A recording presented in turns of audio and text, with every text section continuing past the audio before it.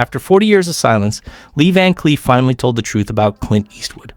For decades, people assumed they knew the story. Two legends. One genre-defining film. A rivalry that everyone whispered about but nobody could prove. Lee Van Cleef, the man with the most unforgettable face in cinema, spent 40 years deflecting questions about Clint Eastwood, smiling politely, staying silent, protecting something the world wasn't ready to hear. But late in life, Van Cleef finally spoke. And what he revealed wasn't bitterness or jealousy. It was something far more powerful. The truth about success, stardom, and what it really means to become a legend. His words changed how we understand both men.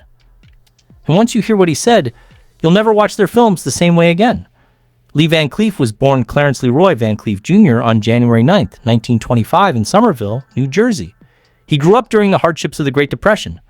From an early age, he displayed a strong sense of independence, self-discipline, and determination. Traits that would later define both his personal life and his screen persona. He served in the United States Navy during World War II, an experience that instilled in him a lifelong respect for structure, resilience, and duty. After the war, Van Cleef turned toward acting, studying theater and honing his craft with the seriousness of someone who understood that success would not come easily. Van Cleef made his film debut in 1952 in a landmark western that introduced audiences to his striking face and quiet intensity. Though his role was small and largely silent, it was impossible to overlook him. Hollywood quickly took notice, but not always in ways that benefited him. His unconventional looks, so iconic today, initially confined him to roles as outlaws, henchmen, and secondary villains. Throughout the 50s, he appeared in dozens of westerns and television series. While these roles rarely placed him at the center of the story, they showcased his ability to convey menace and intelligence with minimal dialogue, using posture, expression, and timing rather than theatrics. Despite steady work, Van Cleef's early career was defined more by persistence than by stardom. A serious car accident in 1958 temporarily halted his momentum, and for a time it seemed as though Hollywood might never fully recognize his potential. Yet this setback became a turning point rather than an ending. When opportunities in American cinema began to wane, Van Cleef found new life overseas, particularly in Italy, where filmmakers were redefining the Western genre with darker themes, moral ambiguity, and operatic intensity. His collaboration with director Sergio Leone proved transformative. Cast as Colonel Douglas Mortimer for a few dollars more in 1965, Van Cleef finally emerged as a leading man. His performance was a revelation, calm, calculating, deeply human beneath the steely exterior. Unlike the one-dimensional villains of his early career, Mortimer was complex, driven by personal loss and a strict moral code. The role allowed Van Cleef to demonstrate emotional depth and commanding authority, earning him international acclaim and cementing his status as a star. Van Cleef's success continued with films throughout the mid-60s.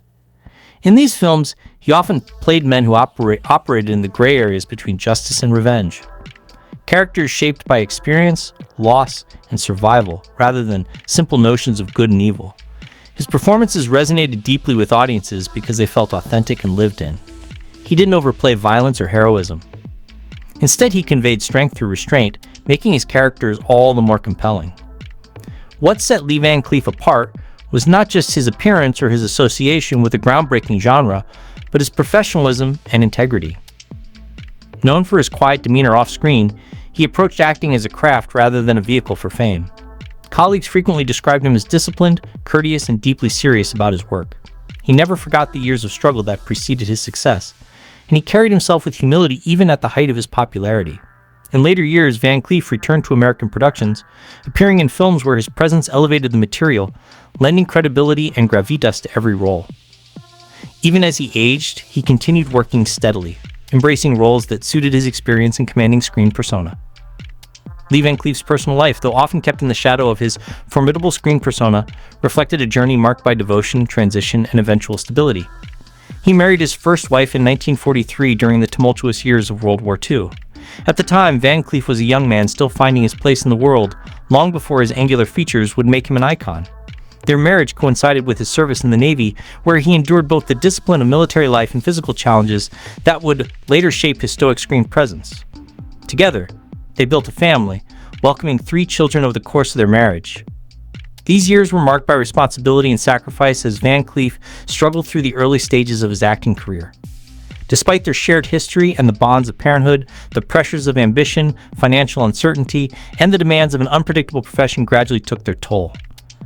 After 15 years together, the couple divorced in 1958, closing a significant chapter in Van Cleef's life. In 1960, as his career slowly began to regain momentum after a devastating accident temporarily sidelined him, Van Cleef married again. This second marriage unfolded during a transitional period both personally and professionally.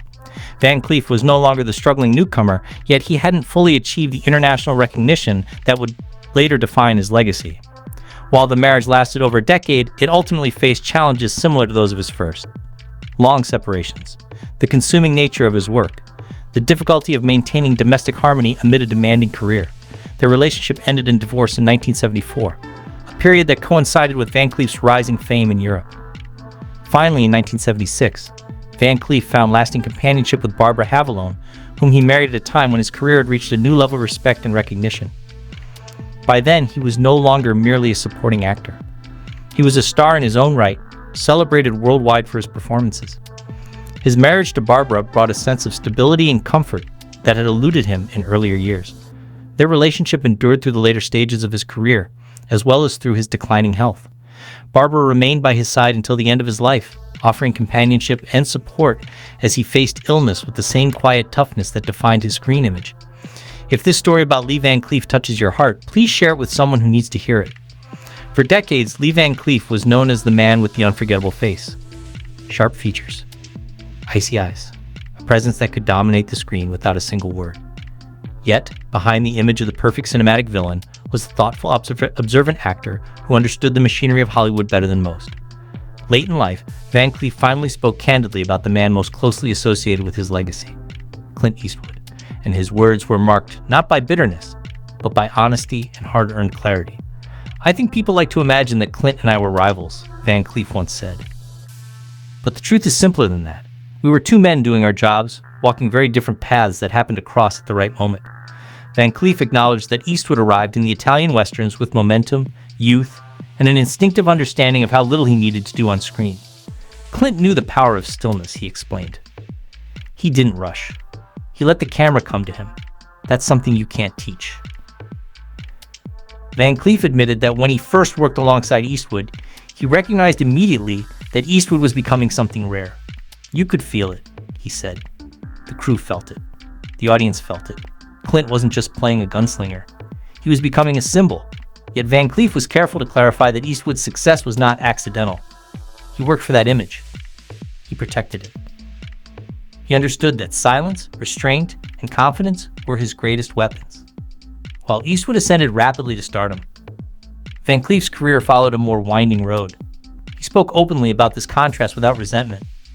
Clint fit the American myth perfectly, he reflected. Tall, calm, heroic in a modern way. I didn't. My face told different stories. I was danger. I was the man you didn't trust, and that was fine. I learned to own it. Van Cleef believed that his own resurgence in Italian cinema proved there was more than one way to succeed. I didn't need to be the hero, he said. I needed to be unforgettable. Van Cleef also rejected the idea that Eastwood overshadowed him. If anything, Clint helped define me, he said, without that contrast. The clean hero and the morally gray hunter. Our film wouldn't have worked the same way. He praised Eastwood's professionalism, noting that there was never hostility between them. Clint showed up prepared. He respected the work. That's all an actor can ask of another actor. Perhaps most revealing were Van Cleef's thoughts on how history remembered them. Clint became a legend in front of the camera and then behind it, he said. I became a legend in a different way. People remember my eyes, my walk, my silence. That's a kind of immortality too. He believed that time ultimately placed every artist where they belonged. Hollywood is loud when you're young, he mused.